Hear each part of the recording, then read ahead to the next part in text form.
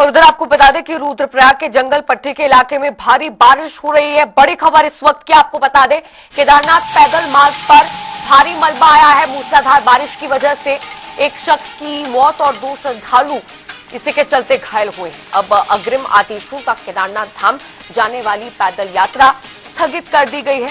रुद्रप्रयाग से ये बड़ी खबर आप तक पहुंचा रहे हैं, जहां पर रुद्रप्रयाग के जंगल पट्टी इलाके में लगातार जो भारी बारिश हो रही है उसकी वजह से केदारनाथ पैदल मार्ग को स्थगित कर दिया गया है। और अरुण सैनी हमारे संवाददाता एक बार फिर जुड़ गए हैं और भी ज्यादा अपडेट्स के साथ इस खबर पर।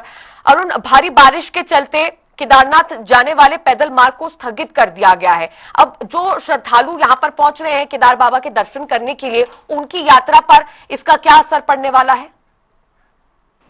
जी देखिए, जिस तरीके से कल प्रदेश में बारिश हुई है, जिससे कि जंगल चट्टी इलाके में जो है प्रयाग में वहां पर मलबा भी आया और जो पैदल मार्ग है वो क्षतिग्रस्त हुआ था। ऐसे में जिसमें कि एक श्रद्धालु की उसमें मौत भी हुई है और 2 घायल भी जो है उसमें हुए हैं। तो ऐसे में उसको लेकर अब जो पैदल मार्ग है वो फिलहाल के लिए उस पर रोक लगा दी गई है, ताकि किसी प्रकार की अनहोनी ना हो, किसी प्रकार की कोई दिक्कत परेशानी किसी श्रद्धालु को ना हो। तो ऐसे में अब हालांकि जो श्रद्धालु आ रहे हैं उन्हें थोड़ी परेशानी भी इसमें झेलनी पड़ रही है, लेकिन ऐसे में कोई एक वैकल्पिक मार्ग जो है, वैकल्पिक मार्ग उसके लिए निकाला जा रहा है। और ऐसे में यात्रियों को किसी प्रकार की दिक्कत परेशानी ना हो, उसके लिए तमाम तैयारियां भी जो है वो की जा रही है। और उत्तराखंड में जो आपदाएं आती भी हैं इस तरीके से, हालांकि पहले से ही जो संवेदनशील क्षेत्र है वहां पर सुरक्षा बढ़ाई गई है और ऐसे में जो अति संवेदनशील क्षेत्र है वहां पर भी फोर्स लगाई गई है। तो ऐसे में अब उसके लिए एक वैकल्पिक मार्ग भी जो है सरकार तलाश रही है। और ऐसे में जो भी इसको लेकर आगे तैयारी चल रही है, जब तक मार्ग जो है वो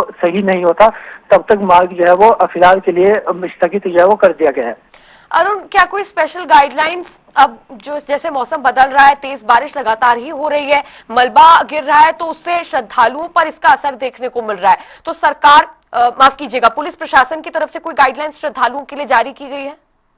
जी बिल्कुल तीसरा, देखिए जिस तरीके से मौसम विभाग का पूर्वानुमान आज भी जारी किया गया है और आज भी ऑरेंज अलर्ट जो है वो है, तो ऐसे में श्रद्धालुओं को एहतियात बरतने के भी निर्देश दिए गए हैं। इसी के साथ ही जहां पर अगर मौसम ज्यादा खराब होता है तो वहां पर वो अपनी यात्रा रोके और थोड़ा इंतजार करें, उसके बाद आगे यात्रा को बढ़ाए। इस तरीके के जो है एहतियात बरतने के भी जो है निर्देश पुलिस के द्वारा दिए गए हैं और तमाम तैयारियां पुलिस विभाग की भी है और जो ऐसे संवेदनशील क्षेत्र है वहां पर फोर्स की भी तैनाती जो है वो की गई है। ठीक है, बहुत शुक्रिया आपका जुड़ने के लिए और तमाम जानकारी हम तक पहुंचाने के लिए।